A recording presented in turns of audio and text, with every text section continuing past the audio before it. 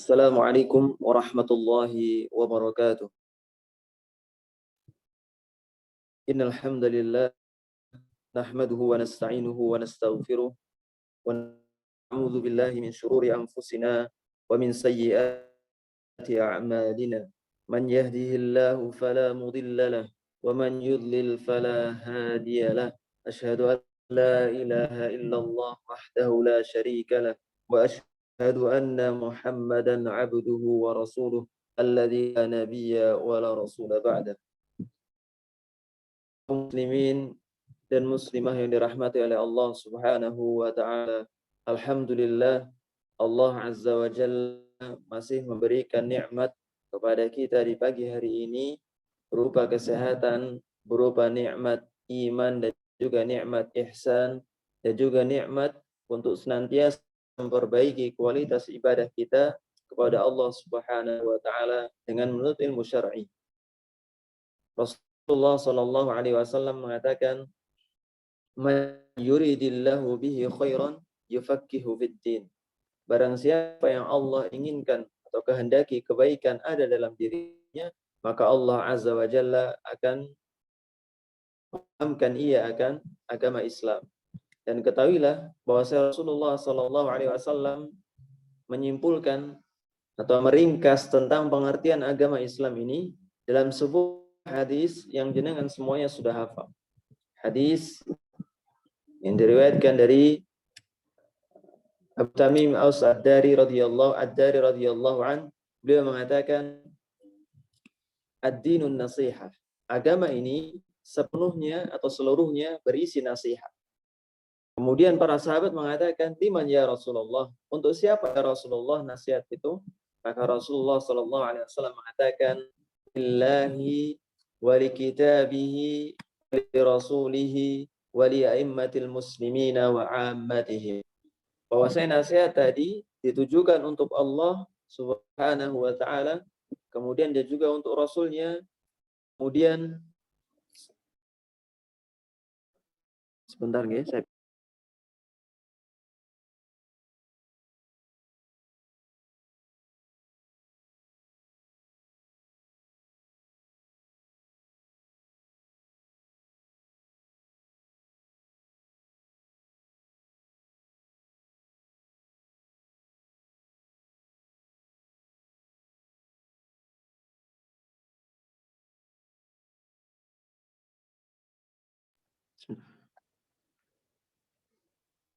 kami ulangi tentang hadisnya. Rasulullah sallallahu alaihi wasallam mengatakan, ad-dinun nasihah. Agama itu seluruhnya berisi nasihat. Kemudian para sahabat mengatakan kepada Rasulullah sallallahu alaihi wasallam, liman ya Rasulullah? Untuk siapa ya Rasulullah? Maka Rasulullah sallallahu alaihi wasallam mengatakan, lillahi wa li rasulihi wa li kitabihi wa li a'immatil muslimina wa 'ammatih. Sungguhnya agama itu berisi nasihat kepada Allah Subhanahu wa taala. Itu maksudnya kita diperintahkan untuk mengikuti atau melaksanakan hak Allah Subhanahu wa taala untuk diibadahi dengan hak. Kemudian untuk Rasulnya, yaitu nasihat untuk Rasulnya, maksudnya bukan kita memberikan nasihat kepada Rasulullah sallallahu alaihi wasallam, bukan. Akan tapi nasihat untuk Rasulnya adalah kita diperintahkan untuk mengikuti Rasulullah sallallahu alaihi wasallam. Kemudian untuk kitabullah, itu maksudnya kita dianjurkan, diperintahkan untuk mengikuti perintah-perintah dalam Al-Quran. Kemudian menjauhi larangan-larangan disebutkan oleh Allah Azza wa Jalla dalam Al-Quran. Dan juga mengerjakan ibadah-ibadah yang disunahkan di dalam Al-Quran. Kemudian wali a'immatil muslimin. Dan untuk pemimpin kaum muslimin. Kita diperintahkan untuk memberikan nasihat kepada orang-orang yang memegang tampuk kepemimpinan di muka bumi ini. Baik dari sisi agama maupun dari sisi dunia. Kemudian yang selanjutnya, wali a'immatil muslimina wa 'ammatihim, dan untuk orang-orang umum dari kalangan kaum muslimin. Jadi nasihat ini, agama ini berisi nasihat sepenuhnya dan berlaku untuk semua elemen di dalam agama Islam, termasuk di antaranya kita. Dan termasuk pula di antara kaum muslimin, ada di antara mereka adalah yaitu kaum muslimah. Oleh karenanya nasihat atau kitab yang dikarang oleh Ummu Abdillah binti Syekh Muqbil bin Hadi Al-Wadi'i hafizahullah ta'ala, Ini merupakan kitab yang sangat bagus yang hendak dibaca oleh setiap dari kaum muslimah. Kaum muslimah yang dirahmati oleh Allah Subhanahu wa taala. Dan tentang masalah nasihat ini banyak sekali disebutkan dalam Al-Qur'an. Misalnya perkataan Nabi Nuh alaihi salatu wassalam yang diceritakan oleh Allah Subhanahu wa taala dalam Al-Qur'an. Allah berfirman, "Uballighukum risalati rabbi wa ansahu lakum wa a'lamu minallahi ma la ta'lamun." Aku menyampaikan kepada kalian. Ini perkataan Nuh alaihi salatu wassalam kepada kaumnya. Risalati rabbi. Risalah dari Rabbku. Wa ansahu lakum, dan aku berikan nasihat kepada kalian. Ini tentang nasihat. Kemudian di ayat yang lainnya dari Nabi Hud alaihi salatu wassalam, beliau mengatakan, yang difirmankan oleh Allah azza wa jalla, uballighukum risalati rabbi wa ana lakum nasihun amin. Dan aku sesungguhnya bagi kalian itu nasihun amin, memberi nasihat yang terpercaya.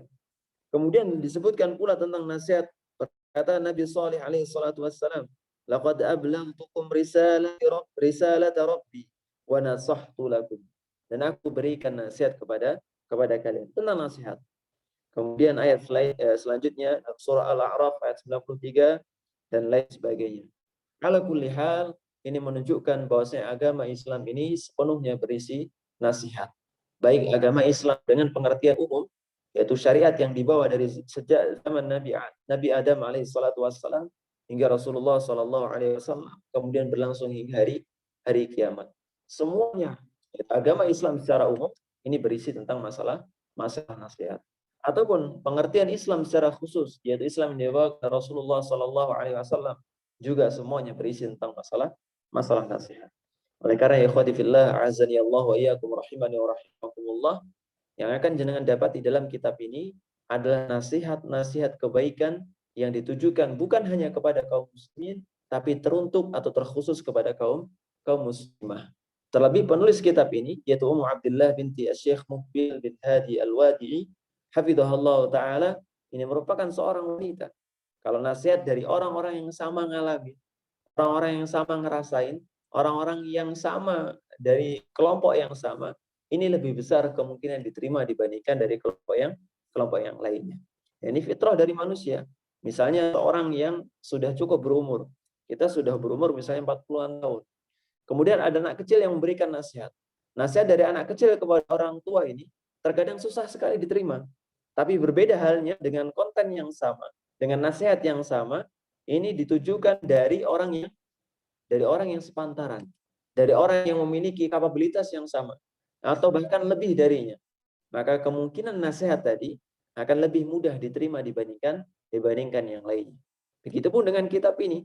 Ketika Syekh Ummu Abdillah binti Asy-Syaikh Muqbil Al-Wadi'i rahimahullah ta'ala, ketika beliau memberikan nasihat melalui kitabnya kepada kaum wanita, ini lebih diterima dibandingkan ketika ada ulama laki-laki memberikan nasihat kepada wanita. Meskipun kita sebagai seorang muslim, ketika menghadapi nasihat, yang kita pikirkan bukan siapa yang ngasih nasihat kita. Oh, ini siapa sih fulan? Ini siapa sih fulan berani ngasih nasihat kepada saya? Enggak. Tapi yang kita pikirkan sebagai seorang yang menerima nasihat adalah bagaimana agar hati kita lapang ketika menerima nasihat kebaikan, siapapun yang memberikan nasihat, apapun diberikan nasihat, dan dengan cara bagaimanapun nasihat tadi diutarakan. Ini menjadi kewajiban kita sebagai orang yang menerima nasihat. Karena agama Islam ini bukan hanya berisi tentang amar ma'ruf saja. Bukan. Tapi juga berisi tentang bagaimana kita mengerjakan hal-hal yang ma'ruf. Jadi amar ma'ruf memang wajib. Memberikan nasihat memang sesuatu yang diwajibkan. Akan tapi kita menerima nasihat dengan lapang, ini juga merupakan bagian dari agama. Jadi ketika Asy-Syaikh Ummu Abdillah memberikan nasihat dalam kitabnya ini, tugas kita sebagai seorang muslimah adalah bagaimana hati kita lapang menerima nasihat tadi. Dan tidak ada nasihat yang lebih baik di dalam agama Islam ini selain nasihat yang berisi tentang masalah tentang masalah keikhlasan kepada Allah Subhanahu wa taala. Beliau mengatakan di awal kitabnya, al-hathu 'alal ikhlasi wal muhafazati 'alal waqti. Itu anjuran atau motivasi agar seorang muslimah senantiasa berbuat keikhlasan atau berbuat ikhlas wal muhafadzati 'alal waqti, dan menjaga waktunya. Ini dua pokok masalah yang seorang muslimah boleh jadi sering melalaikan. Yaitu anjuran, yang dimaksud dengan anjuran di sini adalah kewajiban seorang muslimah alal ikhlas, agar senantiasa ikhlas. Dan yang dimaksud dengan ikhlas di sini bukan berarti ikhlas yang sepadan dengan masalah ridho, yang sepadan dengan makna ridho dalam bahasa Indonesia, enggak. Tapi yang dimaksud dengan ikhlas di sini adalah kita mentauhidkan Allah Subhanahu wa taala dalam ibadah kita. Dan bentuknya boleh jadi kita akan bantah. Oh, saya ikhlas kok. Saya seorang muwahhid kok. Saya seorang muwahhidah. Saya seorang yang bertauhid misalnya. Saya senantiasa menunjukkan ibadah saya kepada Allah. Saya nggak berbuat kesyirikan. Tunggu dulu. Ikhlas itu bukan hanya masalah dosa-dosa besar. Bukan hanya masalah syirik besar. Tapi ikhlas juga, atau anjuran kewajiban berbuat ikhlas juga apa? Juga anjuran atau kewajiban agar kita berbuat atau mentauhidkan Allah Subhanahu wa taala dari perkara-perkara syirik kecil. Kemudian beliau mengatakan wal muhafadzati 'alal waqti, dan menjaga waktu. Kemudian beliau mengatakan menukil hadis dari Sahih Bukhari. Imam Bukhari rahimahullah taala menjelaskan haddatsana Abdullah bin Maslam. Ini kalau dibaca sanadnya akan sangat panjang sekali. Maka kita ringkas langsung kepada sahabat. An Umar bin Khattab radhiyallahu an, dari Umar bin Khattab radhiyallahu an, bahwasanya Rasulullah sallallahu alaihi wasallam bersabda, al-a'malu binniyah. Di versinya, versi riwayatnya itu banyak sekali. Ada yang innamal a'malu binniyat, dengan niat yang panjang. Ada pula innamal a'malu binniyah, niatnya pendek. Ada pula yang al-a'malu binniyah. Ini semuanya versinya merujuk kepada makna yang sama. Ini menunjukkan bahwasanya apa? Bahwasanya seseorang diperbolehkan meriwayatkan hadis secara makna. Kalau misalnya plek dari Rasulullah demikian misalnya, harus innamal a'malu binniyat, maka riwayat yang lain yang tidak sesuai, yang tidak diriwayatkan oleh Rasulullah SAW, konsekuensinya bukan masuk ke dalam pembahasan hadis sahih. Akan tapi tetap para ulama rahimahullah taala sepakat diperbolehkan seorang meriwayatkan dengan makna dengan syarat-syarat yang mu'tabar. Kemudian Rasulullah melanjutkan walikulli imri'in ma nawa, dan bagi setiap orang itu akan memperoleh apa yang dia niatkan. Jadi perbuatan itu bergantung kepada niat. Kalau niatnya A, ya berarti perbuatannya terhitung mendapatkan A. Kalau niatnya B, maka perbuatannya terhitung mendapatkan B. Dan seorang akan mendapatkan apa yang dia niatkan. Kemudian Rasulullah melanjutkan, "Faman kanat hijratuhu ila Allah wa rasulih." Barang siapa yang hijrahnya karena Allah dan Rasulnya, fa hijratuhu ila Allah wa rasulih. Maka hijrahnya tadi ya untuk Allah dan Rasulnya, bukan untuk yang lainnya. Kemudian wa man kanat hijratuhu lidunya yusibuha aw imra'atin yatazawwajuha fa hijratuhu ila ma hajara ilaih. Dan barang siapa hijrahnya karena dunia yang ingin digapai atau apa? Atau wanita yang ingin dia nikahi, maka hijrahnya tadi dicatat oleh Allah Subhanahu wa taala memang ditujukan untuk hal-hal yang tadi. Itu untuk dunia yang ingin dia gapai atau untuk wanita yang dia ingin nikahi. Dan dalam hadis ini aw imra'atin yatazawwajuha, atau untuk wanita yang ingin dia nikahi. Oh, berarti wanita aman dari hal seperti ini. Maka jawabannya tidak. Maka ayat atau hadis sebagaimana kita jelaskan di pertemuan sebelumnya tentang penjelasan sedekah, kalau ada ayat atau ada hadis dari Rasulullah SAW yang mana ayat tadi atau hadis tadi tidak ada indikasi bahwasanya hal tersebut ditujukan khusus untuk satu jenis kelamin tertentu, maka konteks ayat dan hadis tadi bunyinya secara umum. Kita contohkan di pertemuan kemarin tentang masalah sedekah. Ayat tentang sedekah itu bunyinya alladzina anfaqu atau alladzina yunfiquna amwalahum. Orang-orang yang menginfakkan. Nah, alladzina kita tahu bahwasanya alladzina untuk laki-laki. Akan tapi apakah ayat tentang sedekah ini khusus untuk laki-laki? Maka jawabannya tidak. Begitu pun dalam hadis ini, faman kanat hijratuhu ila Allah, faman kanat hijratuhu ila dunya yusibuha aw imra'atin yatazawwajuha. Maka ayat ini juga ayat hadis ini berlaku juga untuk laki-laki dan juga untuk perempuan. Maka dua-duanya, baik muslimin maupun muslimah, diwajibkan untuk mengikhlaskan niatnya hanya kepada Allah Subhanahu wa taala. Termasuk kegiatan kita pada pagi hari untuk menuntut ilmu syar'i, bukan untuk tujuan duniawi, bukan pula untuk tujuan apa? Membantah para ulama, misalnya membantah orang-orang yang berilmu. Karena mentang-mentang kita pengen hadir di majelis ini tujuan saya supaya saya dapat pengetahuan, supaya saya dapat bahan amunisi, supaya bisa membantah Ustadz Fulan. Enggak. Atau untuk apa? Pongah-pongahan di depan orang-orang yang mohon maaf pandir bodoh. Saya ada orang yang kemampuan atau literasinya lebih rendah daripada kita. Kemudian kita apa? Sregep ngaji, mau hadir di majelis ilmu, cuman dalam rangka apa?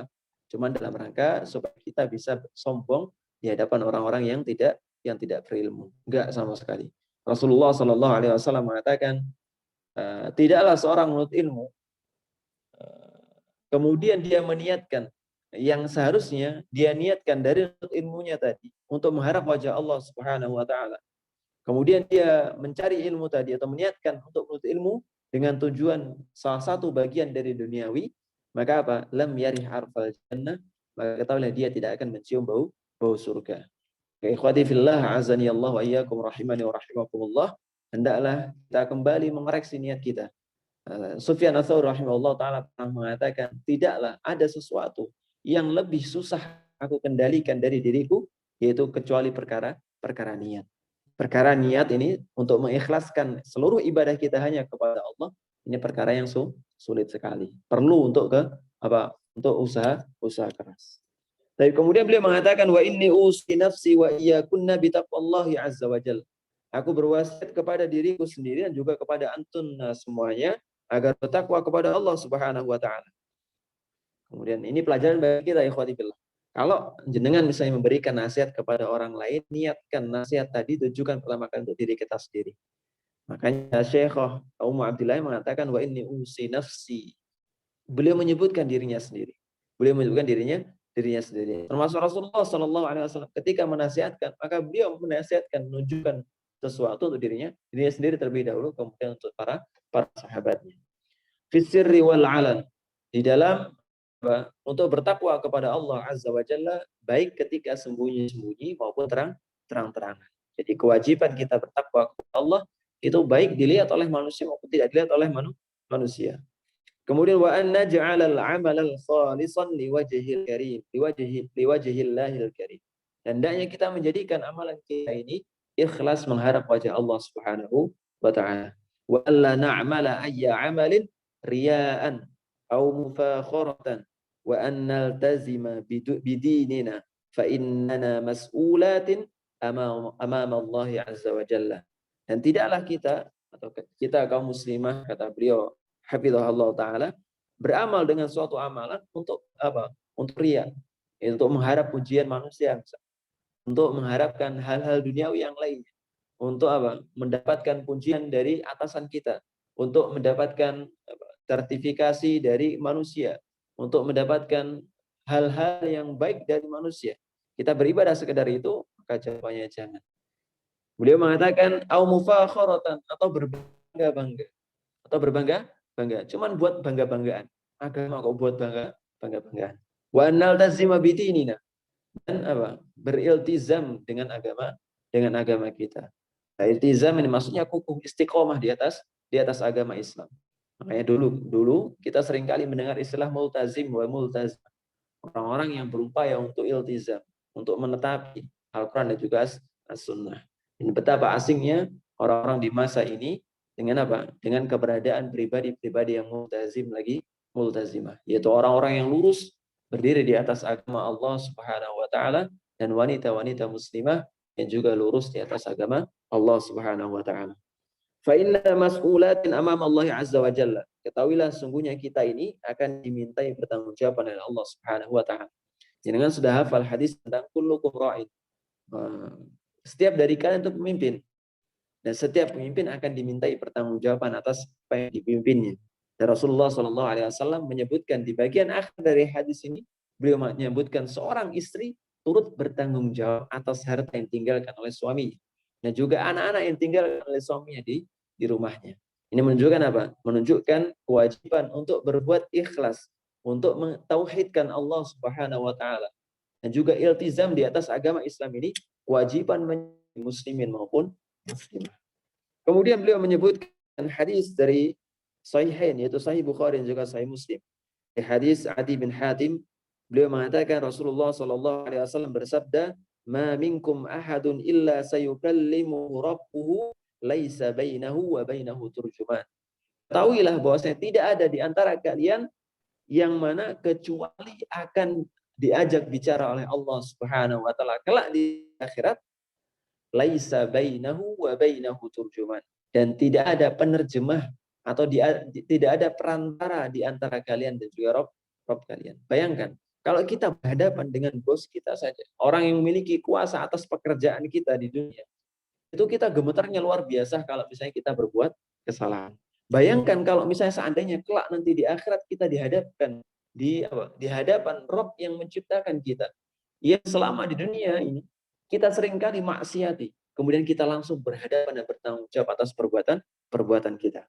Fayanzur aymana minhu fala yara illa ma qaddama min amali.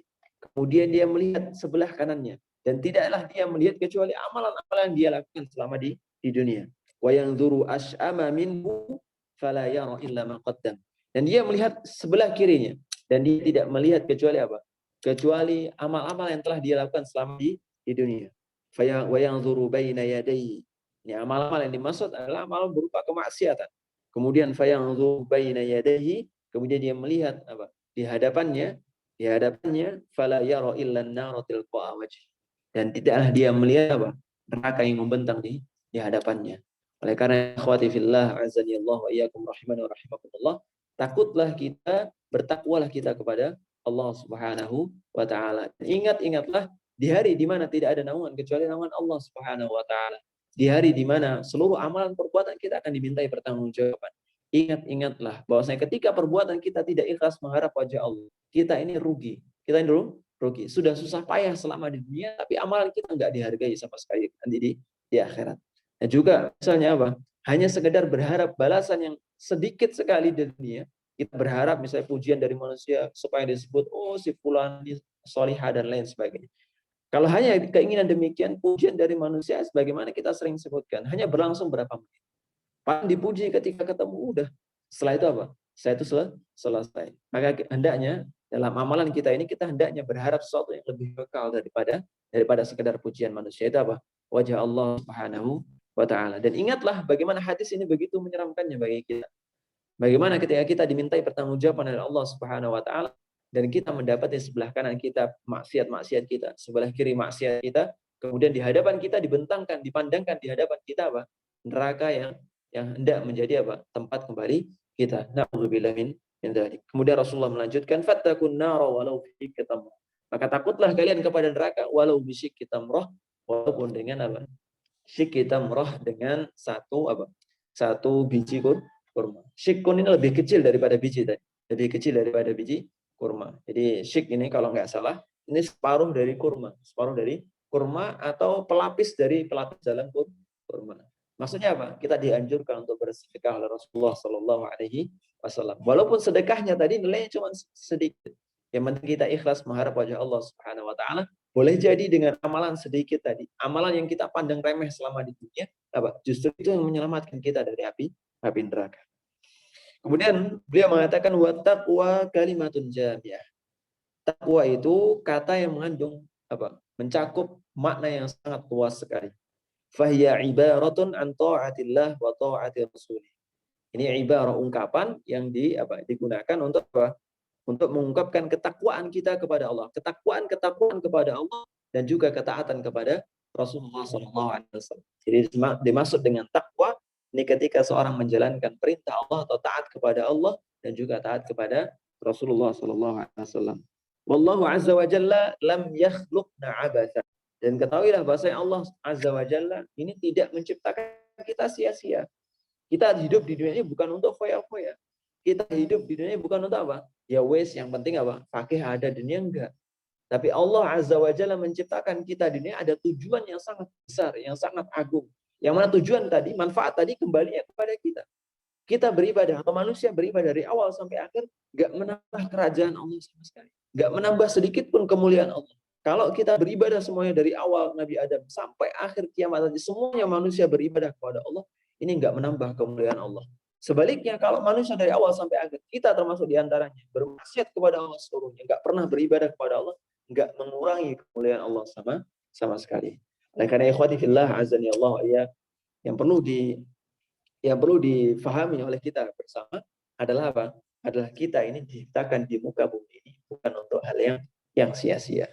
Allah Azza wa Jalla mengatakan, "Afa hasibtum annama khalaqnakum abasa wa annakum ilaina la turja'un?" Apakah kalian kira bahwasanya kami, yaitu Allah Azza wa Jalla, menciptakan kalian abasa, sia-sia? Wa annakum ilaina la turja'un. Kemudian kalian kira kalau kalian ini setelah diciptakan kalian nggak bakal kembali kepada kami, nggak bakal mempertanggungjawabkan apa yang kalian perbuatkan. Ini apa? Ini pertanyaan retoris yang nggak perlu dijawab. Yang jawabannya sudah jelas bahwasanya nggak mungkin Allah menciptakan manusia dan juga makhluknya di muka bumi dalam keadaan sia-sia. Kemudian Allah mengatakan dalam firman yang lainnya, "Wa ma khalaqnas samawati wal arda wa ma bainahuma la'ibin." Dan tidak kami menciptakan langit dan juga bumi dan juga apa-apa yang di antara keduanya la'ibin, dengan apa? Bermain main. Ma khalaqnahuma illa bil haqq, dan tidaklah kami ciptakan keduanya kecuali dengan tujuan yang hak. Walakinna aktsarahum la ya'lamun. Akan tapi di antara mereka atau kebanyakan dari mereka tidak mengetahui hal tersebut. Konsekuensi dari nggak tahunya apa? Ya nggak beribadah. Konsekuensi dari nggak tahunya apa? Nggak beribadah dengan ikhlas. Nggak beribadah dengan bertauhid, nggak mentauhidkan Allah Subhanahu wa taala. Ini ciri atau apa? Termasuk antara orang yang disebutkan oleh Allah Azza wa Jalla dalam ayat ini, wa aktsaruhum la ya'lam, walakinna aktsaruhum la ya'lam. Akan tapi sebagian besar dari mereka tidak paham hakikat mereka diciptakan, yaitu untuk beribadah kepada Allah dengan ikhlas. Kemudian Allah Azza wa Jalla berfirman, khalaqnas, ini ma khalaqnas samawati, bukan khalaqna.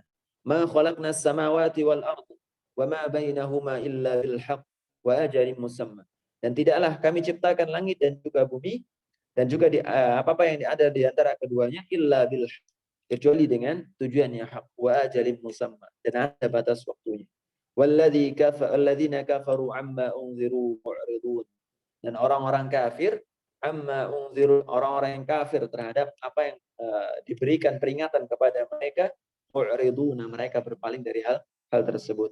Allah Subhanahu, Allah Azza wa Jalla berfirman, "Wa ma khalaqnas samaa'a wal arda wa ma bainahuma batila."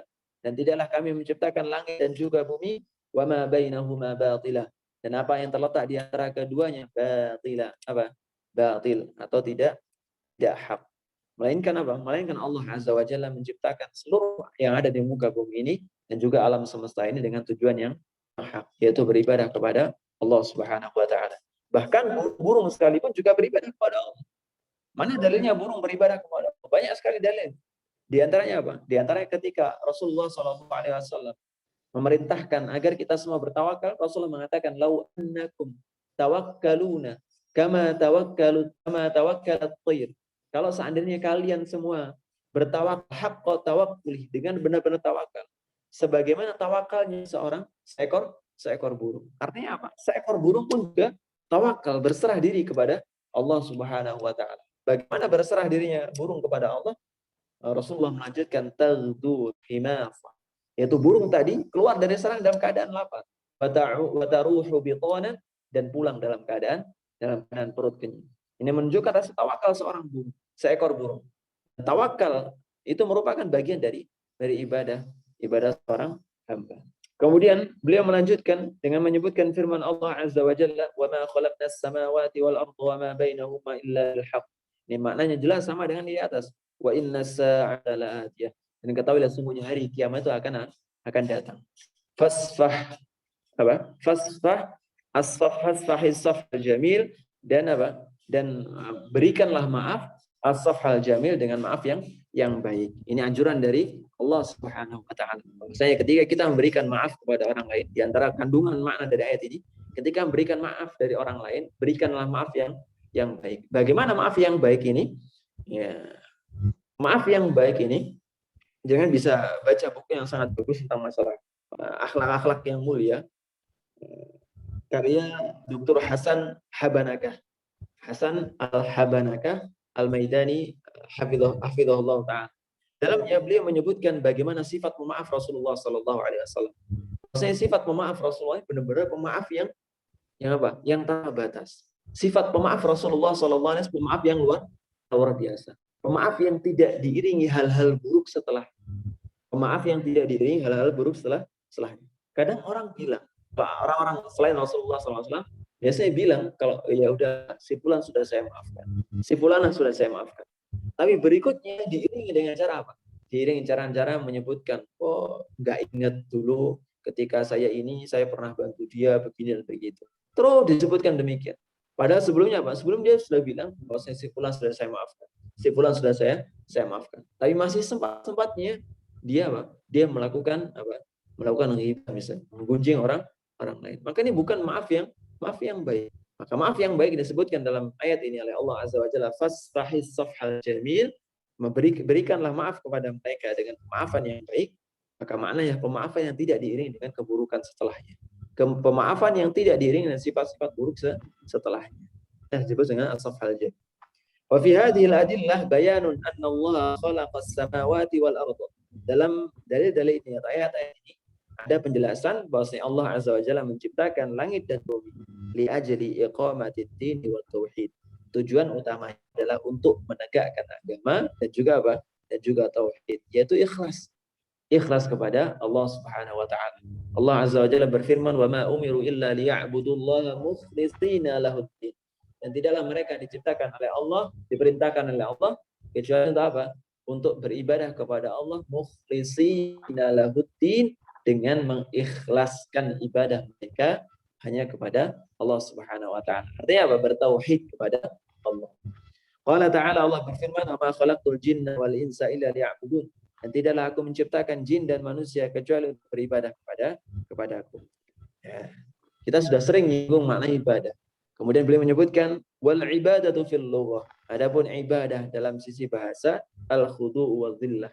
Itu apa? Al-khudu' rendah diri, merasa hina. Ini intisari ibadah seperti itu.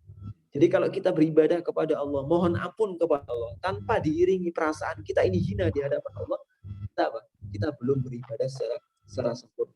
Di ibadah dikatakan sempurna kalau diiringi dengan rasa apa? Rendah diri di hadapan Allah, juga apa? Tunduk di hadapan Allah Subhanahu wa taala. Jadi kita berdoa kepada Allah, mohon ampun itu bukan sekedar kata. Misalnya kita membaca doa Sayyidul Istighfar, Allahumma anta rabbi la ilaha illa anta khalaqtani wa ana 'abduka wa ana 'ala ahdika wa wa'dika mastata'tu, dan seterusnya. Kita mohon ampun kepada Allah dengan sebaik-baiknya, dengan lafaz yang bagus, yang fasih, bahasa yang bagus dan lain sebagainya. Akan tapi tidak diri dengan khudu dan juga dhillah, perasaan rendah dan juga hina di hadapan Allah. Ini belum dikatakan ibadah secara sempurna. Yuqalu tariqun mu'abbadun, tariqun mu'abbad. Itu apa? Jalan untuk apa? Beribadah kepada Allah Subhanahu wa taala. Ai muzallal, itu yang rendah. Maksudnya gini, tariqun mu'abbad ini kalau dalam pengertian bahasa al-lughah al-khudu' wa dhillah. Nah, kalau dikatakan tariqun mu'abbad, ada jalan yang mu'abbad, ini maksud jalan yang menurun, Ai muzallal atau rendah. Ai muzallal atau rendah. Jadi secara bahasa ibadah ini maknanya berserupa dengan demikian. Itu ada kewajiban untuk kita apa? Untuk rendah diri di hadapan Allah dan juga apa? Juga merasa hina di hadapan Allah Subhanahu wa taala. Wa fil istilah, adapun secara istilah, Syekhul Islam Ibnu Taimiyah rahimahullah taala menyebutkan dalam kitabnya Al-Ubudiyah bi annaha ismun jami'un lima yuhibbuhu Allah wa yardah min al-aqwali wal a'mali adh-dhahirati wal batinah. Itu kata-kata atau nama, ungkapan yang di dalamnya terkandung segala sesuatu yang Allah Azza wa Jalla cintai dan juga Allah Azza wa Jalla ridhai, baik ucapan maupun perbuatan, yang zahir maupun yang batin. Jadi segala sesuatu yang Allah cintai, yang Allah ridhai, itulah disebut dengan ibadah. Di ibadah itu ukurannya apakah Allah ridho dan Allah cinta itu. Kalau kita ngukur dari diri kita sendiri, oh yang penting tujuan saya cinta kepada Allah, maka saya menamakan kegiatan saya ini ibadah kepada Allah. Enggak demikian. Tapi patokannya adalah ibadah ini Allah Subhanahu wa taala. Allah cinta enggak? Allah ridho enggak?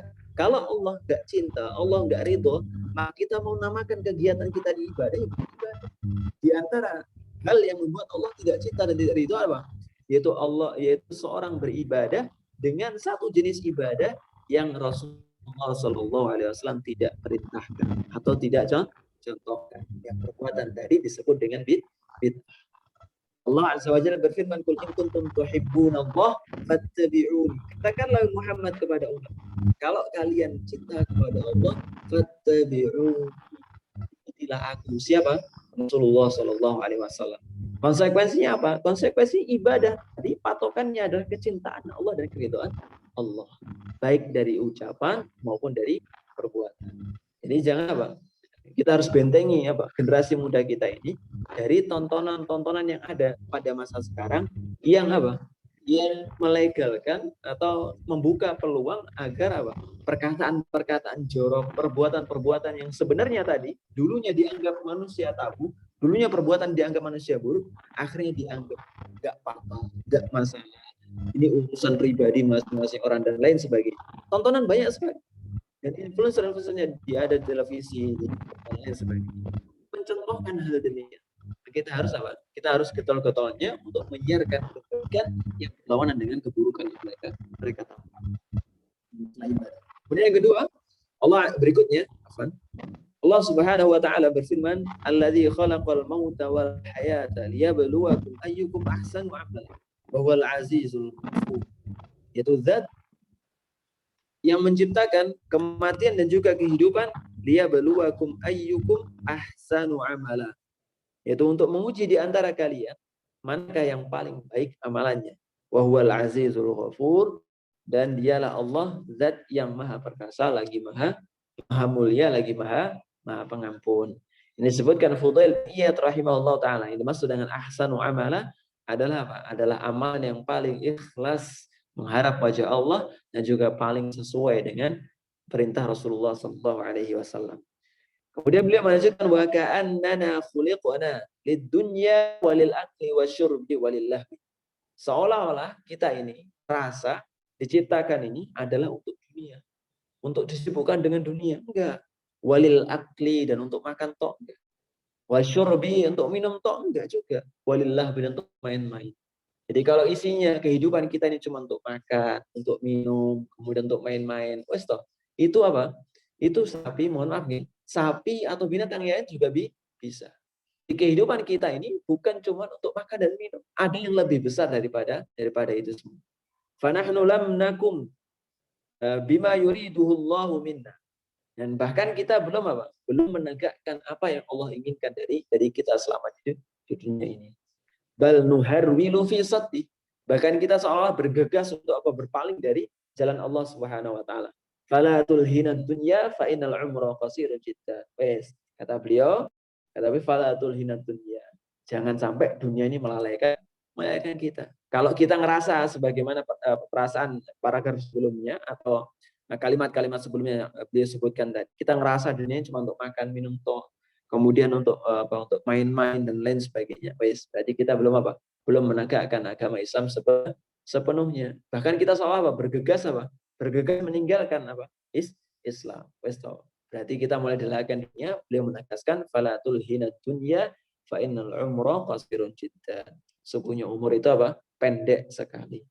Qad ahsana man qala, dan sungguh tepat sekali orang yang mengatakan al-umru aqsaru muddatan. Umur itu adalah masa yang sangat sempit, masa yang sangat ringkas min ayyudayya fil hisab, untuk disia-siakan.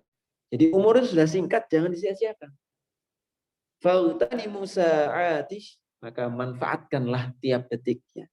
Maka Rasulullah Shallallahu alaihi wasallam mengatakan ightanimu khamsan qabla khamsin, manfaatkan 5 sebelum 5. Di antaranya umur kalian, yang berkaitan dengan masalah umur, yaitu muda kalian sebelum tua kalian. Kemudian Kemudian masa sehat kalian sebelum masa sakit kalian dan lain sebagainya.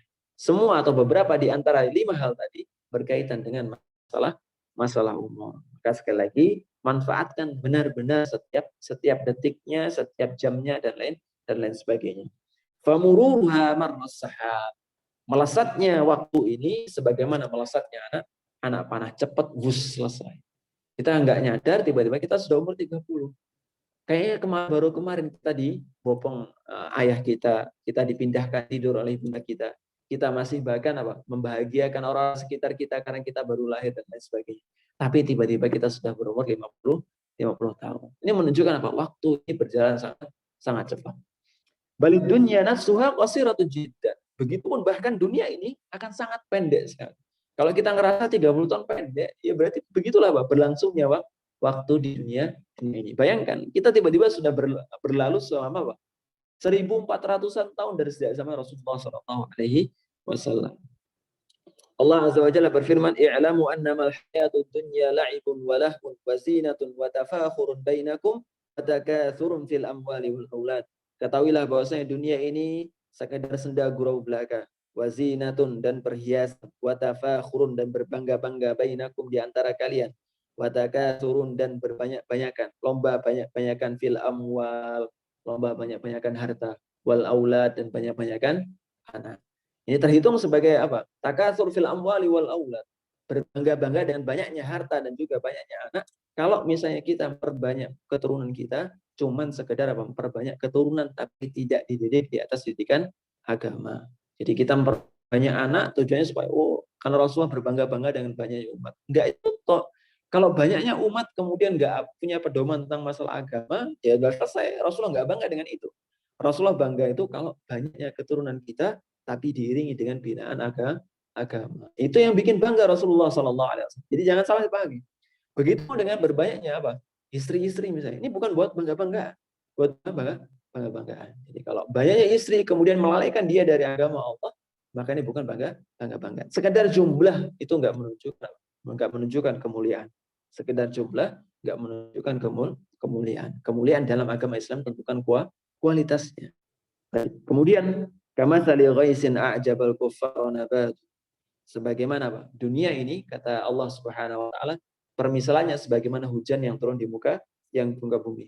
Yang mana ketika hujan turun di muka bumi akan menumbuhkan tanaman. Tanaman ini akan mengagumkan al-kuffar. Al-kuffar bukan orang kafir, tapi apa? Tapi para petani, orang-orang yang menanam tadi. Tsumma yahiju fatarahu musfarra. Kemudian fase berikutnya setelah tumbuh tanaman menghijau, apa? Kemudian mengering dan engkau melihatnya musfarron, menguning. Sumayakunu hutama, kemudian apa? Lenyap. Wa fil akhirati adzabun syadidun wa firatun minallahi wa ridwan. Di kalimat sebelumnya ini Allah pengen menggambarkan itulah berlalunya dunia. Sebagaimana apa? Fase atau siklus turunnya air hujan, kemudian menumbuhkan tanaman, tanaman menghijau, menyejukkan pandangan, senang orang melihatnya, bunga-bunga tumbuh, bermekaran dan lain sebagainya. Tapi begitu beberapa waktu berlalu, ya sudah tiba-tiba menguning, kemudian kering, kemudian hilang, binasa. Kemudian gantilah bumi tadi setelah sebelumnya hijau, ganti kering kerontang. Itulah dunia. Itulah dunia. Kenikmatannya cuma sementara, berlangsungnya pun cuma sementara. Wa fil akhirati adzabun syadidun wa maghfiratun minallahi wa ridwan. Di akhirat ingatlah ada azab yang sangat pedih dan juga ada ampunan Allah dari Allah dan juga ridho Allah Subhanahu wa taala. Wa mal hayatud dunya illa mata'ul ghurur. Dan tidaklah dunia ini kecuali sekedar senda gurau belaka. Kalau jangan tertipu dengan senda gurau belaka, ya tertipu dengan dunia, tertipu dengan dunia. Wa qala ta'ala, Allah berfirman, wadrib lahum mathalal hayatid dunya kama in anzalnahu minas sama'i fakhtalata bihi nabatul ardi fa asbaha hashima. Yang maknanya kurang lebih sama dengan makna yang di Al-Hadid ayat 20 tadi. Tadruhur riyah wa kana Allahu ala kulli syai'in muqtadira. Dan bahwasanya Allah Azza wa Jalla ini maha berkuasa atas segala sesuatu. Kemudian Allah berfirman, innama mathalul hayatid dunya kama in anzalnahu minas sama' fakhtalata bihi nabatul ardi mimma ya'kulun nasu wal an'amu hatta idza akhadatil ardu zukhrufaha wa zayyanat wa dhanna ahluha annahum qadiruna 'alayha ataha amruna laylan aw naharan faja'alna hasidan ka'an lam taghna bil ams kadzalika nufassilu ayati liqaumin yatafakkarun. Ini juga maknanya kurang lebih sama dengan makna ayat yang tadi. Yaitu apa? Untuk memisalkan bahwa dunia ini berlangsung cuma sementara. Nggak akan berlangsung lama. Nggak akan berlangsung lama. Rasulullah SAW mengatakan apa? Ad-dunya ad-dunya sijnun lil mu'min. Dunia ini apa? Penjara bagi orang-orang yang beriman. Jadi dunia ini penjara. Penjara nggak akan berlangsung lama-lama. Penjara nggak akan berlangsung lama-lama. Jadi sabar. Ketika dunia sabar. Ketika perintahkan oleh Allah, sekalipun berlawan dengan hawa nafsu kita, sabar. Sekalipun dilarang oleh Allah Azza wa Jalla, padahal kita pengen banget mengerjakannya, sabar. Sekalipun timpa oleh Allah Azza wa Jalla dengan ujian dan musibah, kita sabar. Untuk apa? Karena dunia ini cuma sementara. Kewajiban kita ikhlaskan ibadah kita kepada Allah Subhanahu wa taala. Wa fi hadhil ayat wa nadhair fi hadhil ayat, dan di dalam ayat-ayat ini, itu ayat-ayat kauniyah yang Allah berikan ini, wa nadhairiha, dan pemandangan-pemandangan yang ada dalamnya, tahqiru sya'nid dunya. Ini untuk menunjukkan apa? Tahqiru sya'nid dunya, untuk merendahkan derajat dunia. Nah, jenengan perhatikan ayat-ayat Allah, kemudian kemudian hadis-hadis Rasulullah SAW yang datang tentang perkara dunia, tidaklah datang kecuali menggambarkan dunia sebagai sesuatu yang hina, sebagai sesuatu yang hina, sebagai sesuatu yang rendah, sebagai sesuatu yang hendaknya, yang tidak selayaknya seorang muslim menjadikan hal tersebut sebagai cita-cita. Jenengan perhatikan, jenengan baca ayat Al-Quran yang menceritakan tentang dunia, kemudian menceritakan hadis Rasulullah yang menceritakan tentang dunia, seluruhnya akan menceritakan tentang apa? Tentang keburukan dunia, tentang hal-hal yang apa? Hal-hal yang terjadi jika seorang tertipu dengan kenikmatan-kenikmatan dunia. Misalnya Rasulullah SAW mengatakan dalam sebuah hadis, hadis ini diperselisihkan tentang kevalitannya oleh para ulama. Rasulullah mengatakan ad-dunya mal'unah wa mal'unun ma fiha. Dunia ini seluruhnya terlaknat, dan terlaknat pula orang-orang yang segala sesuatu yang berada di dalamnya. Illa zikrullah, kecuali zikir kepada Allah Subhanahu wa taala. Kemudian Rasulullah menggambarkan ketika bersama sahabatnya, beliau menggambarkan tentang kondisi dunia, maka beliau mengibaratkan tentang bangkai seekor kambing. Rasulullah mengatakan kepada para sahabat, adakah di antara kalian yang ingin membawa kambing ini pulang? Maksudnya bangkai kambing ini pulang, maka para sahabatnya, enggak, ini ada harganya, enggak bisa dijual, enggak bisa dijual. Maka kata Rasulullah SAW, sungguhnya dunia ini tidak lebih mulia dibandingkan bangkai kambing. Dan kata Rasulullah SAW juga pula tentang menceritakan dunia, bahwasanya harga dunia ini tidak lebih daripada sayap seekor nyamuk. Kemudian beliau hafizahullah taala mengatakan, dunya fu'la minad dunub. Dunia itu, kata dunia itu apa? Bentuk yang sama, bentukan dari apa? Dari ad-dunu. Awalnya katanya ad-dunu. Artinya ad-dun. Maknanya adalah qarib, dekat, maknanya dekat atau rendah, maknanya dekat. Tapi dibentuk dengan wazan atau bentuk fu'la. Ad-dunya fu'la. Nah, sama kan? Dari kata dunu, ay al-qurbu. Maksudnya adalah dekat atau rendah. Sumiyat bidzalika lisabqiha lil ukhra. Disebutkan demikian ya karena dunia ini letaknya setelah yang lainnya, bukan hal yang utama, tapi setelah yang lainnya. Wa qila sumiyat dunya lidunuha ila zawal. Disebutkan makna dunia ya, karena apa? Karena dia dekat dengan masa kehancurannya, masa kefanaannya. Zakarahu al-Hafidh fi Fathul Bari, disebutkan oleh Al-Hafidh Ibnu Hajar rahimahullah taala dalam kitab Fathul Bari, inda awwali hadits min Sahih Bukhari, ketika menjelaskan tentang hadis pertama dari Sahih Bukhari, yaitu hadis tentang masalah niat. Fad-dunya hitamun zailun. Ketahuilah bahwasanya dunia ini adalah jejak yang bakal hilang. Jejak yang bakal hilang. Kalau jenengan misalnya berlari di atas pasir pantai, di pantai lari, jejak yang jenengan tinggalkan itulah gambaran tentang masalah dunia. Jejak tadi nggak akan berlangsung selamanya. Tiba-tiba nanti beberapa menit kemudian tersapu dengan air ombak. Begitulah gambaran tentang dunia. Wazillun abir, dan bayangan yang akan lenyap. Ini jenengan berjalan di tempat yang gelap, di tempat yang terang. Kemudian tempatnya tiba-tiba menggelap, nah bayangan jenengan hilang. Itulah gambaran tentang dunia. Wal ghururu biha halak. Dan orang yang tertipu dengan dunia ini halak, pasti kehancuran akan tersemat padanya. Wa qarathumul hayatud dunya wa syahidu ala anfusihim annahum kanu kafirin.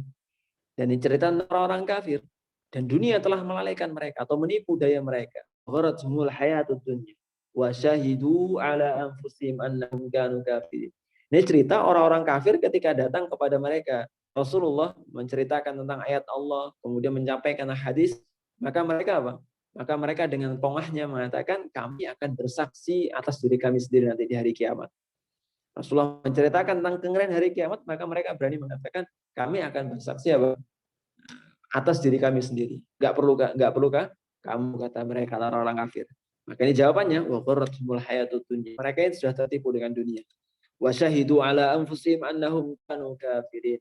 Dan mereka akan bersaksi bahwa mereka dulunya adalah orang kafir.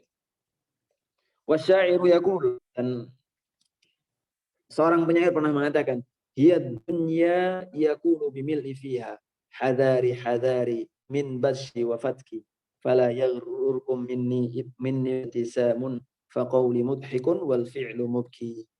Inilah dunia. Dia mengatakan atau seolah mengatakan kepada kita, hadari hadari, hati-hati, awas awas awas, min bashi wa fatki, dari apa, penguasaan kuat sekalian. Jadi kalau dunia ini apa? Ngejar kita apa? Untuk menguasai kita. Berusaha untuk menguasai kita. Fala yaghrurukum min ibtisam. Kalau aku tersenyum kepada kalian, jangan apa? Jangan tertipu. Makanya ini ada istilah dalam agama kita, ada istilah istidraj. Itu tertipunya kita karena kita mendapatkan suatu bagian dari dunia ini. Konsekuensinya apa tertipu ini? Dijauhkan dari agama Allah Subhanahu wa taala. Ini syair ini bagus sekali. Fala yaghrurukum min ibtisam. Jangan tertipu dengan senyuman dariku, kata dunia. Faqauli mudhikun. Memang ucapanku ini manis, bisa bikin orang tertawa, senyum. Wal fi'lu mubki. Akan tapi kenyataannya apa? Mubki, bikin sedih. Wa hiya darun nakada wa ta'ibar ra'isu la yuhanna'u bi ri'as. Inilah negeri di mana para pemimpin dalamnya, orang-orang yang berkuasa di dalamnya akan merasa sangat capai, akan merasa sangat lelah. Wattajiru la yuhanna'u bi tijaratihi. Dan orang pedagang-pedagang dalamnya, orang-orang tertipu dengan dunia, ini bukan pedagang tok ya, tapi pedagang yang tertipu dengan dunia, la yuhanna'u bi tijaratihi. Itu apa? Orang yang berdagang dengan dunia tidak akan merasa senang atau merasa tenang dengan perdagangannya. Wazzari'u la yuhanna'u bi zira'atihi. Dan orang-orang yang menanam tidak senang dengan apa yang ditanam. Wahalum majarra, dan begitulah terusnya. Fahiya idza saluhat li ahadin min janibin tudahwirat alaihi min jawaniba ukhra.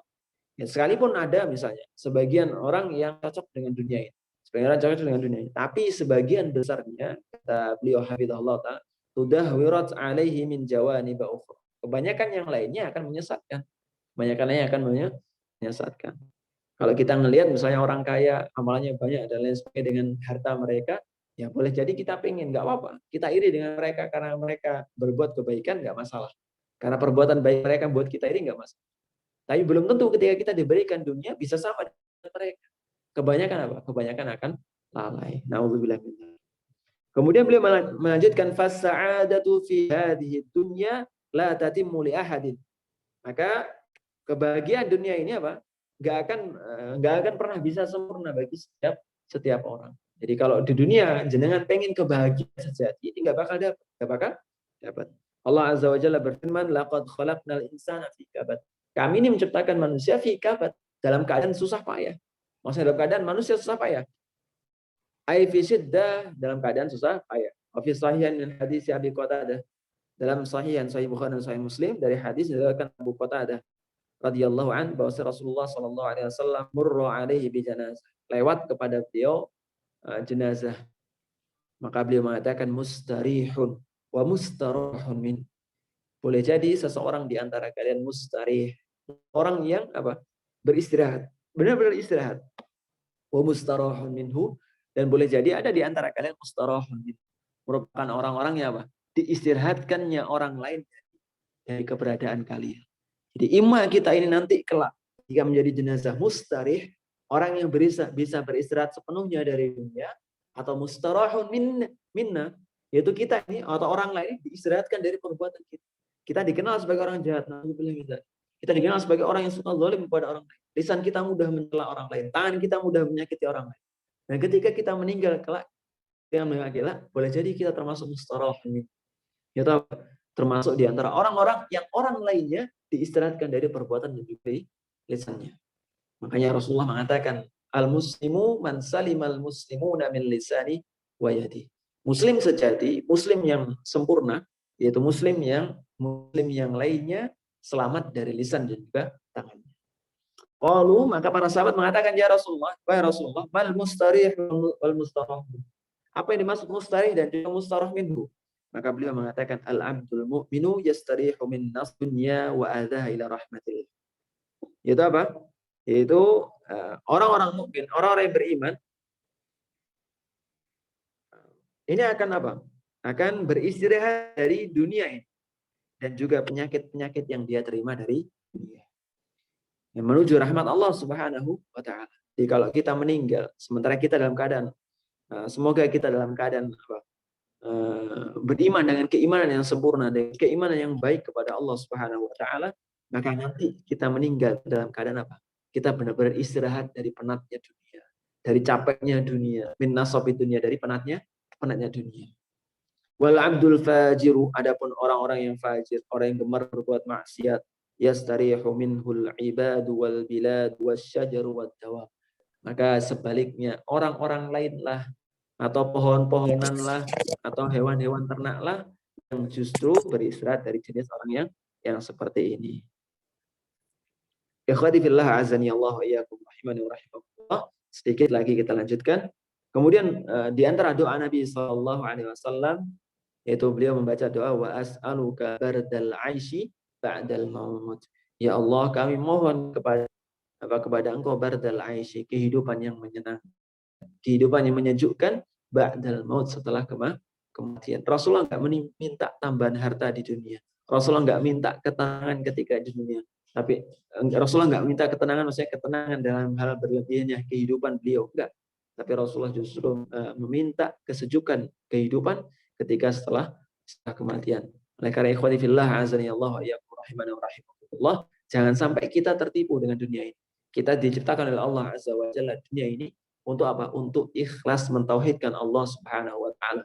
Jangan sampai tujuan yang besar ini apa? Selama sepanjang waktu di hidup kita dikaruniai umur misalnya sampai 60 tahun, tapi kita sia-siakan. Oleh karena ikhwati fillah azani Allah wa iyyakum rahimani wa rahimakumullah, banyak sekali ayat yang menjelaskan atau menyebutkan firman Allah azza wa jalla tentang larangan dari Allah azza wa jalla, larangan kepada kita dari apa? Dari tertipunya kita dengan dunia, atau hadis-hadis Nabi Shallallahu Alaihi Wasallam yang menunjukkan kedudukan dunia ini kedudukan yang rendah sekali.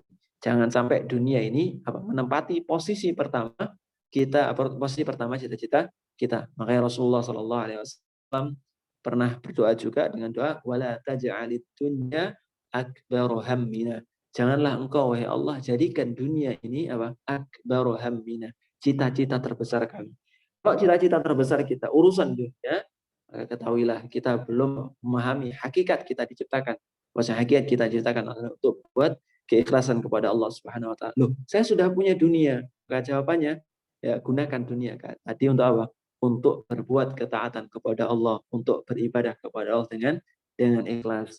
Demikian kurang lebihnya pertemuan kita pada pagi hari ini. Semoga Allah Azza wa Jalla memberikan manfaat, dan insya Allah kita akan lanjutkan pertemuan kita di Sabtu-Sabtu yang akan datang. Subhanakallahumma bihamdika asyhadu an la ilaha illa anta astaghfiruka wa atubu ilaik. Wassallallahu ala nabiyyina Muhammad. Jika ada pertanyaan maka dipersilakan. Ustaz, Masya Allah. Semoga kita selalu ikhlas dalam beribadah kepadanya dan dijauhkan dari hal-hal yang melalaikannya. Amin. Allahumma amin. Mohon izin membacakan pertanyaan, Ustaz. Bismillah. Assalamualaikum warahmatullahi wabarakatuh. Izin bertanya, Ustaz. Yang pertama, tadi disebutkan bahwa hadis ar-riwayah bil makna memiliki syarat-syarat yang mu'tabar agar bisa diterima. Mohon izin untuk dijelaskan syarat-syarat tersebut, Ustaz. Lalu yang kedua, bagaimana cara kita mengetahui perbedaan sebuah hadis yang diriwayatkan dengan makna dengan yang tidak? Jazakumullah khairan. Jazakumullah khairan. Akhwati fillah azani Allah wa iyyakum rahimani wa rahimakumullah. Yang pertama tentang masalah hadis yang diriwayatkan dengan makna, maka para ulama sepakat tentang kebolehan. Pembahasan rincinya jangan bisa baca di kitab Tadribur Rawi karya Imam As-Suyuti rahimahullah ta'ala. Di antara syarat yang dikemukakan oleh para ulama tentang hadis yang diriwayatkan dengan makna, yang pertama, makna yang digunakan oleh perawi dalam meriwayatkan hadis tadi, yaitu apa? Yaitu makna yang tidak jauh dari makna asalnya. Makna yang tidak jauh dari makna asalnya. Maka ketika kita misalnya menerjemahkan sebuah hadis, misalnya, ini juga meriwayatkan hadis dengan makna. Jika meriwayatkan hadis dengan makna. Kita nyampaikan hadis dengan maknanya, dengan terjemahnya juga meriwayatkan hadis dengan makna. Maka gunakan diksi atau gunakan padanan kata yang tidak terlalu jauh dari mana asalnya. Kadang ada hadis-hadis yang memang merupakan perumpamaan atau permisalan. Maka kita gunakan pemahaman dari permisalan tadi.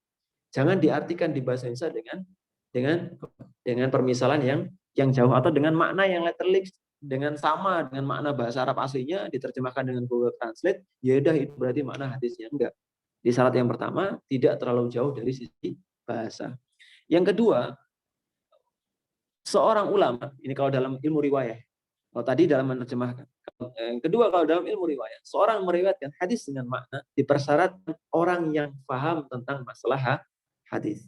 Jadi orang yang meriwayatkan dengan makna, maka dia dipersyaratkan adalah seorang yang paham tentang makna hadis. Hadis tadi berbicara tentang apa, terus hadis tadi memiliki konsekuensi hukum apa, maka seorang yang meriwayatkan hadis tadi dengan makna atau dengan kalimat dalam bahasa Arab yang lainnya selain dari apa yang termaktub dalam kitab-kitab hadis, maka apa? Seorang tadi diwajibkan agar dia memahami konsekuensi hukum dari hadis tadi atau makna lain dari hadis tadi. Jadi ini butuh apa? Kefakihan seorang yang meriwayatkan hadis dengan makna.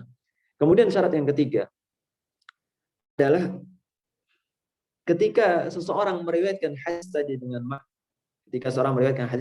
makna, maka hadis tadi tidak berubah maknanya secara umum.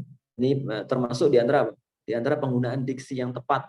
Meskipun kita menggunakan lafaz bahasa Arab yang lainnya, misalnya dengan padanan kata A, B juga sama maknanya atau muqabil serupa dengan makna A. Kita bisa menggunakan makna B dengan catatan apa? Dengan catatan makna B ini tidak berubah makna ketika hadis tadi menggunakan kata-kata A. Demikian kurang lebihnya persyaratan tadi. Kemudian apa? Indikasi bahwasanya hadis tadi diriwayatkan secara makna dan juga hadis tadi diriwayatkan secara lafaz. Wallahu taala alam. Apa yang kita dapat di dalam kitab-kitab hadis, maka kita yakini maka sebagian besar dari kitab-kitab hadis tadi adalah yang diriwayatkan dari Nabi Shallallahu alaihi wasallam dengan lafadznya. Nah, kemudian terjadi perbedaan di kalangan para ulama. Syekh Fulan menyebutkan lafadznya demikian, Syekh Fulan menyebutkan lafadznya demikian. Nah, ini adalah indikasi bahwasanya apa? Bahwasanya lafaz-lafaz tadi telah berubah, mengalami perubahan secara makna. Tapi konteks dari hadis tadi tetap. Jadi apa yang jenengan dapati dari kitab-kitab yang mu'tamad, maka wallahu taala alam kemungkinan tadi juga memang berasal dari Nabi sallallahu alaihi wasallam demikian. Adapun nanti ketika ada perbedaan, maka perbedaan ini boleh jadi merupakan terjadi karena para perawi dalam hadis tadi meriwayatkan hadis secara makna. Wallahu taala. Demikian. Jazakallahu khairan Ustaz atas jawabannya. Pertanyaan berikutnya, Assalamualaikum Ustaz, bagaimana adab berdoa yang baik? Apakah saat berdoa kepada Allah harus memakai kata-kata yang indah saat kita menginginkan sesuatu? Bagaimana jika kita tidak pandai merangkai kata-kata? Jazakallahu khairan Ustaz. Baik, Masya Allah. Barakallahu fiik. Yang patut kita ketahui bahwa Allah itu memiliki sifat al-khabir. Al-khabir itu maha mengetahui hal-hal yang detail.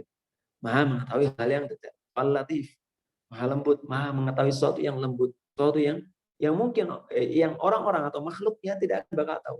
Tapi Allah maha lembut dan juga maha khabir, latifun khabir. Allah maha lembut dan mengetahui sesuatu yang lembut yang tersembunyi. Bahkan Allah Azza wa Jalla mengetahui apa? Mengetahui semut hitam yang berada di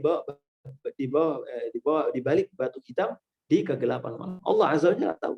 Allah tahu berapa helai daun yang gugur dari sebuah pohon. Allah Azza wa Jalla tahu berapa jumlah bakteri yang ada di sekitar kita. Allah Subhanahu wa taala tahu segalanya. Nah, Allah Azza wa Jalla tahu hal-hal detail seperti itu, termasuk hati manusia. Allah Azza wa Jalla tahu maksud seorang hamba ketika dia berdoa, kemudian misalnya qadarullah di tengah-tengah doanya dia salah menyebutkan. Allah tahu hatinya sebenarnya nggak bermaksud demikian. Tapi karena saking senangnya, saking sedihnya, hal yang terlalu senang, terlalu sedih, ini menunjukkan seorang boleh jadi mengambil keputusan yang salah. Termasuk ketika berkata-kata dengan menggunakan kata-kata yang salah. Tapi Allah Azza wa Jalla mahu mengetahui detail dari hati seorang hamba. Lantas apakah adab seorang ketika berdoa harus menggunakan kata-kata yang indah? Maka jawabannya tidak. Menggunakan majas atau dalam bahasa Arab, menggunakan kata-kata yang indah ketika berdoa ini memang sesuatu yang baik, sesuatu yang baik. Tapi ini bukan adab yang paten yang harus seorang menggunakan kata-kata ini ketika berdoa. Yang lebih baik bahkan ketika berdoa ini doa seorang tegas dan tepat. Tegas dan tepat sasaran. Misalnya jenengan pengen misalnya sekarang musim CPNS. Misalnya jenengan daftar jadi CPNS, daftar dan pengen diterima. Jenengan cukup berdoa, ya Allah, setelah menyebutkan asma Allah, setelah bersolat kepada Rasulullah, kemudian jenengan berdoa, setelah mohon ampun kepada Allah, kemudian jenengan berdoa, ya Allah, jadikanlah saya termasuk orang-orang yang diterima di CPNS tahun ini, jika memang ini kebaikan bagiku, ya Allah, dan jika memang keburukan, maka hindarkanlah aku dari diterima di CPNS tahun ini. Misalnya, ini tegas, nggak perlu nggak perlu bersajak, nggak perlu berima A, B, nggak perlu, tapi tegas dan jelas. Nggak perlu lantas kita dengan berdoa misalnya, ya Allah, di musim pandemi yang penuh dengan halangan ini, di mana periuk hamba kosong dari nasi, kemudian dan seterusnya, diibaratkan dengan ibarat yang panjang sekali, padahal tujuannya apa? Tujuannya supaya kita terima kerja.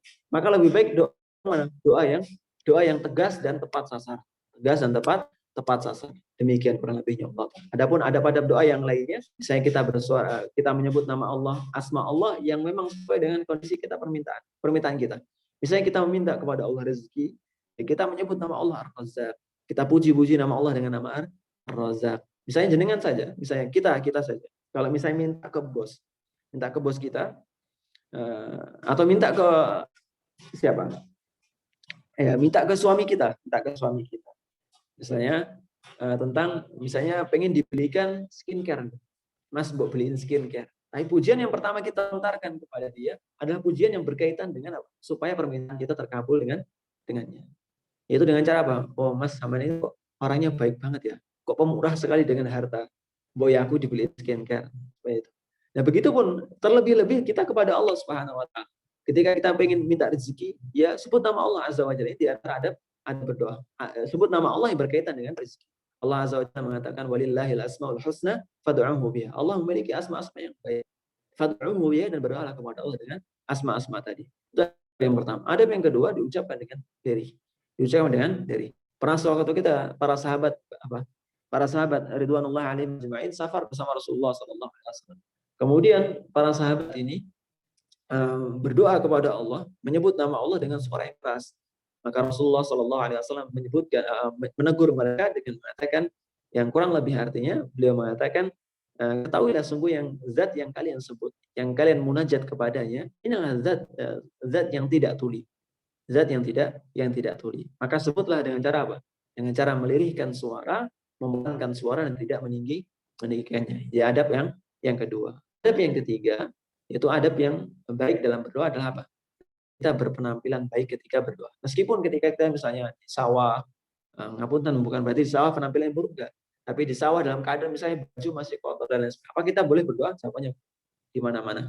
Kan tapi kalau kita pengen spesifik, pengen nyari waktu khusus, pengen duduk di hadapan Allah, bermunajat khusus kepada Allah dengan suatu permintaan tertentu, maka ya perlakukanlah diri kita sebagaimana ketika hendak sholat, yaitu berwudu, berpakaian baik, kemudian minta kepada Allah Subhanahu wa Ta'ala. Sebagaimana Rasulullah Sallallahu Alaihi Wasallam ketika dihimpit sebuah perkara susah untuk dipecahkan, maka Rasulullah bergegas untuk sholat 2 rakaat, kemudian minta kepada Allah Subhanahu wa Ta'ala. Begitupun kita. Itu diantara adab-adab berdoa yang baik. Adapun menggunakan majas, berima, AABB, ABAB dan seterusnya, maka ini sesuatu yang wajib bagi seorang yang berdoa. Bahkan hendaknya ketika berdoa menunjukkan permintaan secara khusus. Ya Allah, saya minta supaya diloloskan jika memang baik menurutmu, dan jika memang buruk maka jauhkanlah aku darinya. Maka ini lebih baik dalam berdoa. Wallahu ta'ala. Pertanyaan selanjutnya, Ustaz. Pernah mendengar bahwa jangan berdoa seakan-akan kita mendikte Allah. Apa yang dimaksud dengan sebentar, Ustaz. Apa yang dimaksud dengan jangan berdoa seakan-akan kita mendikte Allah? Baik. Bismillah, alhamdulillah, wassalatu wassalamu ala Rasulillah. Ini maksud dengan mendikte Allah di sini dalam berdoa adalah seorang dilarang memaksakan dalam berdoa. Jadi maksa, ya Allah ini harus untuk demikian. Perhatikan kalimat yang bagus ketika doa, dalam doa salat istikharah misalnya. Istikharah, Seorang yang berdoa mengatakan Allahumma inni astakhiruka bi ilmi. Aku beristikharah minta pilihan kepada Engkau wahai Allah Subhanahu wa taala. Dan di dalamnya terdapat 3 kandungan permintaan. Yang pertama, jika itu hal yang baik bagiku, maka takdirkanlah aku terhadapnya. Dan jika ini buruk bagi menurutmu, maka apa? Menurutmu bagiku, maka apa? Maka jauhkanlah hal tersebut dariku. Kemudian ketika sudah dekat, sudah ditakdirkan, dia minta dimudahkan oleh Allah, Subhanahu wa taala. Jadi yang dimaksud dengan tidak mendikte adalah tidak menjadikan tadi suatu keharusan. Karena kita nggak tahu mana yang lebih baik bagi kita. Wallahu ya'lam wa antum la ta'lamun. Allah Azza wa Jalla Maha mengetahui dan kau tidak mengetahuinya. Jadi jangan sampai mendikte ini harus, atau mendikte dengan cara ini harus cepat segera ditunaikan. Karena terkait waktu pengijaban, kemudian apakah ini cocok dengan kita, apakah ini layak dengan kita, ini urusan Allah Subhanahu wa taala. Tugas kita cuma minta, bukan dikte. Wallahu taala. Masih bisa, Ustaz? Yeah. Nah, bismillah, Afwan izin bertanya. Bagaimana cara menjaga hati agar selalu ikhlas karena Allah dalam melakukan sesuatu? Misalnya ketika kita menuntut ilmu syar'i, terkadang tiba-tiba muncul niat ingin dunia, jadi idaman calon mertua, jadi terkenal. Namun ketika ingat segera istighfar, apakah itu cukup, Ustaz?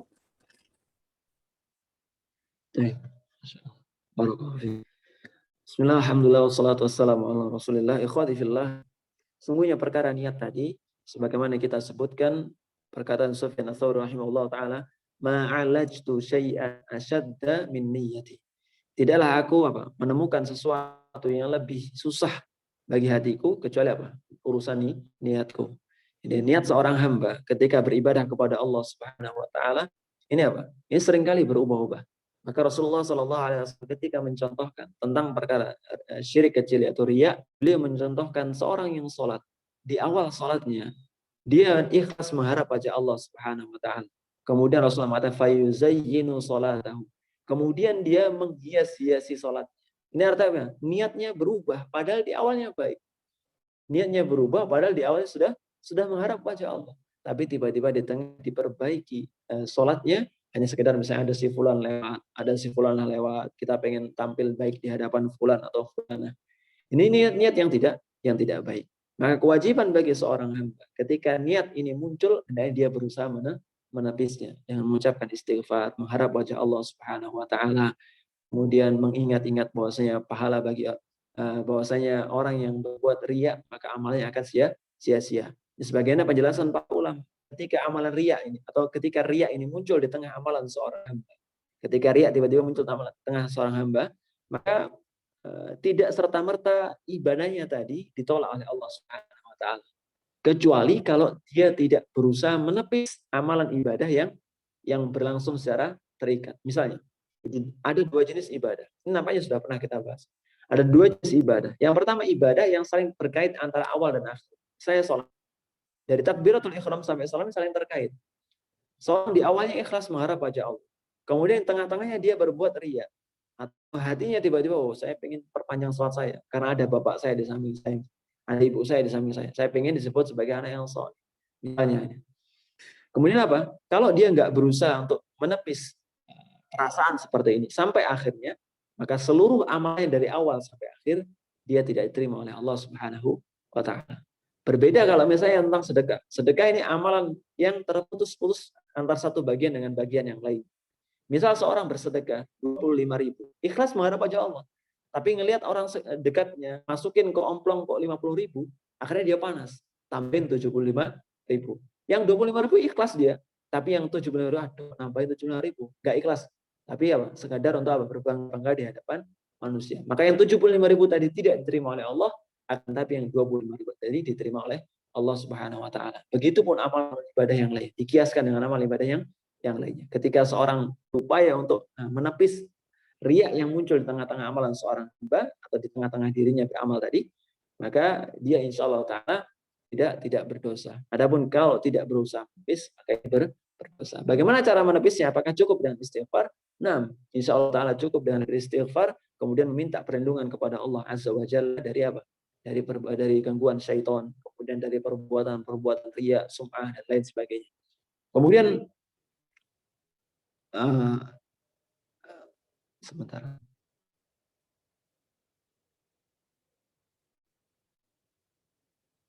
Bagaimana caranya agar kita tidak berbuat riya di tengah ibadah kita? Maka ikhwati fillah azani Allah wa iyyakum rahimakumullah.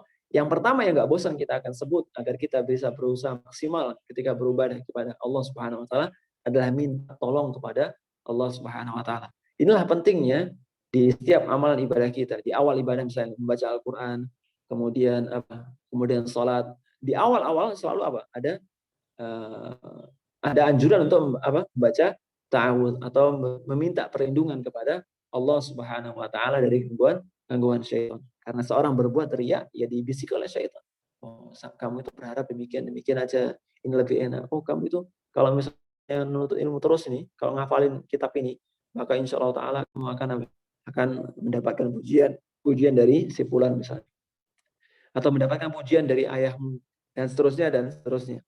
Maka ini gangguan dari syaitan. Dan gangguan dari syaitan ini tidaklah hilang kecuali setelah meminta perlindungan kepada Allah Subhanahu wa taala.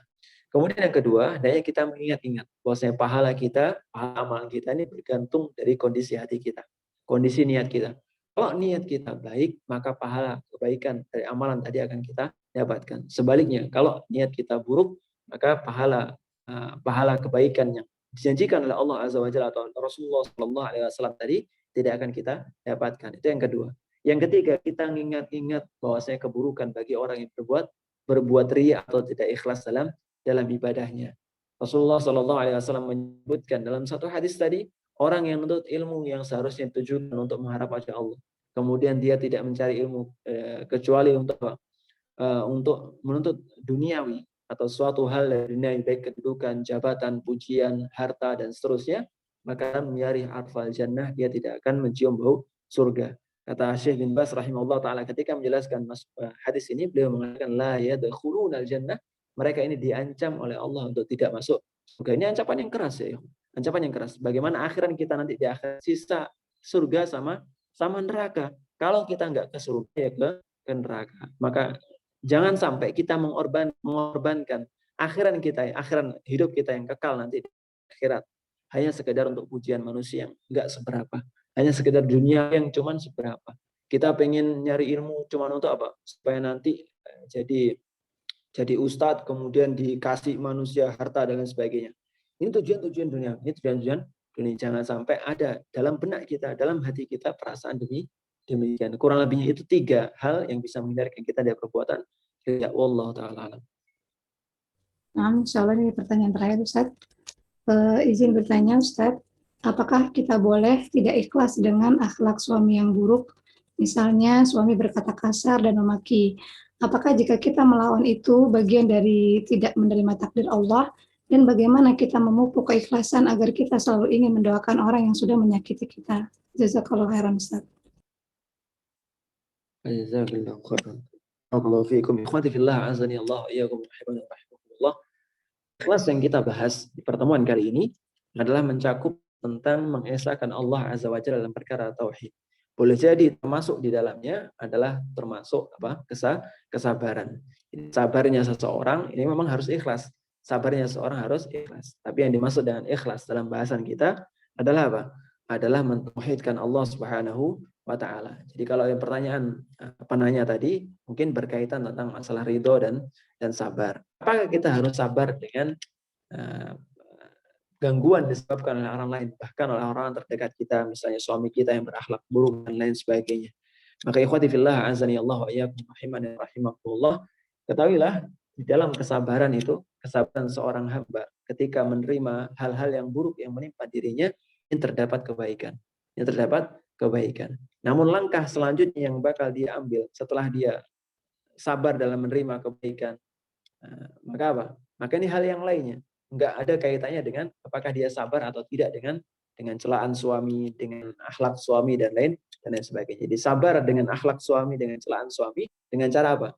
Dengan cara tidak memaki-maki takdir Allah Subhanahu wa taala, tidak berprasangka buruk kepada Allah Subhanahu wa taala, dan tetap berkeyakinan bahwasanya Allah Azza wa Jalla senantiasa menyimpan hikmah dari ujian-ujian yang menimpa kita. Karena buruknya pasangan, kemudian buruknya kendaraan kita, kemudian buruknya rumah kita, ini merupakan ujian dari Allah Subhanahu wa taala. Maka seorang diwajibkan untuk senantiasa ridho, untuk senantiasa sabar dengan ketetapan Allah Azza wa Jalla tadi, dengan tanpa berprasangka buruk kepada Allah. Kita nggak boleh, wow, kok ngasih aku kok suami kok kayak gitu, kok ngasih aku istri kok kayak gini dan lain sebagainya, nggak boleh.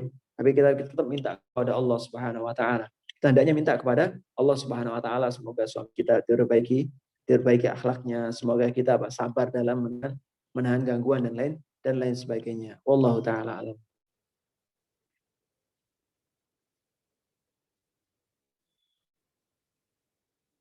Baik. Alhamdulillah azani Allah wa iyyakum rahimani wa rahimakumullah. Kewajiban kita sebagai seorang hamba adalah senantiasa berbuat ikhlas, yaitu mentauhidkan Allah Subhanahu wa taala dalam setiap ibadah kita. Baik ibadah yang sifatnya besar seperti sholat, puasa, zakat, haji dan lain sebagainya, maupun ibadah-ibadah yang dipandang oleh sebagian orang sebagai ibadah-ibadah yang kecil. Misalnya kita ngasih orang atau ngasih tetangga kita makanan dan minuman, cuman sebotol marjan misalnya, atau segelas aqua misalnya, kita kasihkan kepada orang yang lewat tengah jalan, kemudian dia kehausan, kita kasihkan kepada mereka berupa sedekah sedikit saja, ini tetap kita diwajibkan untuk ikhlas kepada Allah Subhanahu wa taala. Kita tetap diwajibkan atas setiap elemen ibadah kita senantiasa mengharapkan wajah Allah Subhanahu wa taala, bukan yang selainnya. Karena ketahuilah kalau kita mengharapin unsur-unsur duniawi dalam ibadah kita, dalam setiap amalan kita, ketahuilah unsur-unsur tadi atau duniawi itu sifatnya cuma sementara. Sifatnya cuma sementara dan itu pun nggak akan berlangsung lamanya. Pujian manusia 10 tahun pasti akan lupa. Tapi Allah Azza wa Jalla tidak akan lupa dan tidak akan luput dari apa? Dari pengamatan Allah Azza wa Jalla, penglihatan Allah terhadap amalan-amalan kita yang nggak ikhlas. Kalau amalan kita nggak ikhlas, pengen dipuji manusia, kita dapatin pujian manusia.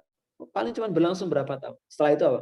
Setelah itu hilang. Adapun Allah Azza wa Jalla tetap mencatatnya di catatan amalan keburukan kita. Oleh karena ikhwati fillah azani Allah taala, pikirkan sekali lagi, pikirkan. Setiap kita beramal, pikirkan mana yang hendak kita dahulukan dari amal kita.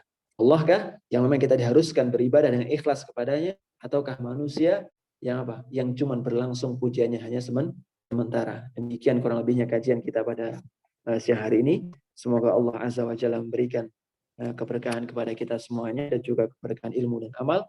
Wassallallahu ala nabiyyina Muhammad subhanallahumma bihamdika asyhadu an la ilaha illa anta astaghfiruka wa atubu ilaik. Assalamualaikum warahmatullahi wabarakatuh.